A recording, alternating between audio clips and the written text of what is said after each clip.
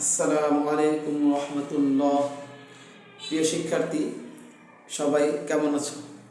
আজকে আমি তোমাদের যে বিষয় নিয়ে আলোচনা করতে যাচ্ছি তোমাদের সাথে, সেটা হলো অষ্টম শ্রেণীর যারা শিক্ষার্থী রয়েছে আজকে আমাকে দেখছো, তোমাদেরকে স্বাগত জানাচ্ছি আজকে গাজী সায়েন্স একাডেমির পক্ষ থেকে। আমরা অবশ্যই এখন আমাদের এই বিজ্ঞান বিষয়ের ষষ্ঠ অধ্যায়ের যে সেকেন্ড যে টপিক রয়েছে, অর্থাৎ 4 থেকে 6 পাঠ 4 থেকে 6 এই টপিক নিয়ে আজকে আমরা তোমাদের সাথে আলোচনা করবো ইনশাআল্লাহ।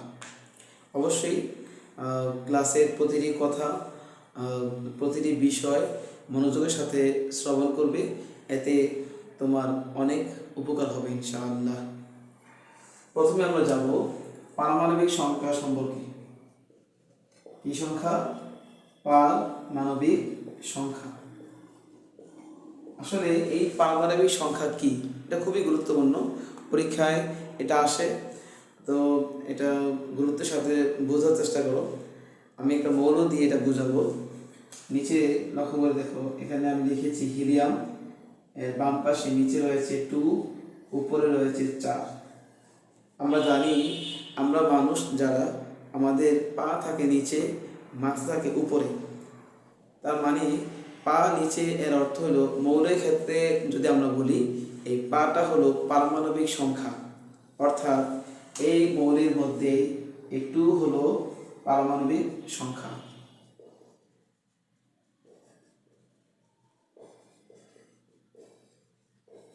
ঠিক তদ্রূপ যে উপরে যে থাকে, যেহেতু আমার মাথায় যখন কোনো বোঝা নেই, একে বলি ভর, তাহলে উপরে যে 4 আছে এটাকে আমরা বলবো ভর সংখ্যা। তার মানে আমরা মাথায় বোঝা নেই, ভর, এজন্য একটা মৌলের উপরে থাকে ভর সংখ্যা, নিচে থাকে পারমাণবিক সংখ্যা। এই ভর সংখ্যা থেকে এই পারমাণবিক সংখ্যা বিয়োগ করলে আমরা পাবো নিউট্রন সংখ্যা।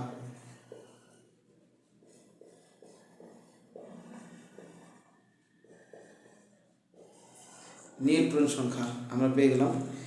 এখন যাব, পরীক্ষায় যদি আসে যে পারমাণবিক সংখ্যা কাকে বলে, আমরা কি বলবো?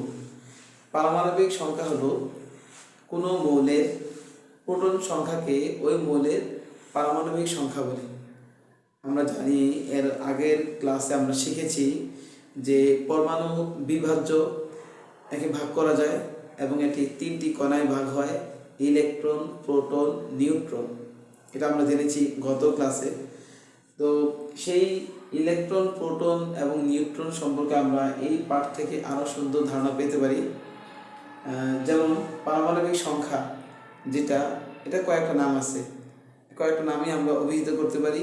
একে আমরা বলতে পারি ইলেকট্রন সংখ্যা, একে বলতে পারি একে বলতে পারি আমরা প্রোটন সংখ্যা। কি বলতে পারি? প্রোটন সংখ্যা। তার মানে এই পারমাণবিক সংখ্যাই হলো প্রোটন সংখ্যা, এই পারমাণবিক সংখ্যাই হলো ইলেকট্রন সংখ্যা। তার মানে যদি বলা হয় যে পারমাণবিক সংখ্যা কাকে বলে, আমি একটু সংখ্যাটা বলতেছি, একটু ভালো করে মনোযোগের সাথে শোনো, তাহলে মুখস্থ হয়ে যাবে, পরীক্ষাও লিখতে পারবে ইনশাআল্লাহ। পারমাণবিক সংখ্যা হলো কোনো মৌলের প্রোটন সংখ্যাকে ওই মৌলের পারমাণবিক সংখ্যা বলা হয়। ওকে, এবার আমরা যাব ভর সংখ্যা কাকে বলে। যেহেতু আমরা যখন ভর সংখ্যার কথা বলেছি মানুষ মাথায় বোঝা বহন করে, মৌলের ক্ষেত্রে উপরে থাকে ভর সংখ্যা, নিচে থাকে পারমাণবিক সংখ্যা। এই ভর সংখ্যা থেকে আমরা এই পারমাণবিক সংখ্যাকে যখন বিয়োগ করেছি, তখন পেয়েছি নিউট্রন সংখ্যা। তাহলে এই পারমাণবিক সংখ্যা এবং এই নিউট্রন সংখ্যাকে যোগ করলে আমরা পাবো ভর সংখ্যা। এর অর্থ হলো ভর সংখ্যা কাকে বলে? কোনো মৌলের প্রোটন সংখ্যা এবং নিউট্রন সংখ্যা এর যোগফলকেই ওই মৌলের ভর সংখ্যা বলে। কোনো মৌলের প্রোটন সংখ্যা, কারণ পারমাণবিক সংখ্যাটাই হলো প্রোটন সংখ্যা, কোনো মৌলের প্রোটন সংখ্যা এবং নিউট্রন সংখ্যার যোগফল অথবা সমষ্টিকে ওই মৌলের ভর সংখ্যা বলা হয়। তাহলে আমরা একই সাথে প্রোটন সংখ্যা সম্পর্কে জানলাম, একই সাথে ভর সংখ্যা সম্পর্কে জানলাম এবং নিউট্রন সংখ্যা সম্পর্কে জানলাম। এখন আমরা জানব যে কোনো মৌল যদি দেওয়া থাকে এই মৌল থেকে ভর সংখ্যা কীভাবে বের করা যায়, প্রোটন সংখ্যা কীভাবে বের করা যায়, নিউট্রন সংখ্যা কীভাবে বের করা যায়, এই সংক্রান্ত আমরা এখন তথ্য জানব।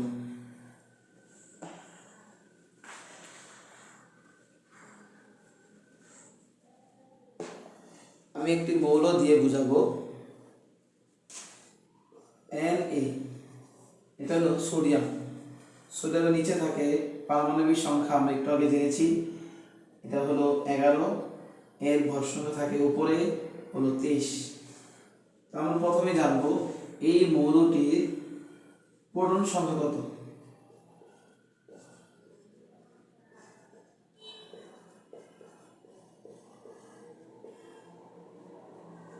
আমরা জানি কোনো মৌলের প্রোটন সংখ্যা হলো পারমাণবিক সংখ্যা, আবার কোনো মৌলের পারমাণবিক সংখ্যা হলো প্রোটন সংখ্যা। তার মানে প্রোটন সংখ্যা হলো 11 জেনে গেলাম।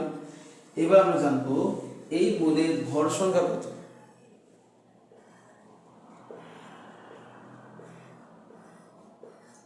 আমরা জেনেছি মৌলের উপরে থাকে ভর সংখ্যা, তার মানে 23। এটা হলো এই মৌলের ভর সংখ্যা। সর্বশেষ আমরা জানবো নিউট্রন সংখ্যা। আমরা বলেছিলাম নিউট্রন সংখ্যা হলো ভর সংখ্যা থেকে প্রোটন সংখ্যা বিয়োগ করলে আমরা যে সংখ্যাটা পাবো সেটা হলো নিউট্রন সংখ্যা। 23 - 11 = 12। তার মানে এই 12 হলো নিউট্রন সংখ্যা।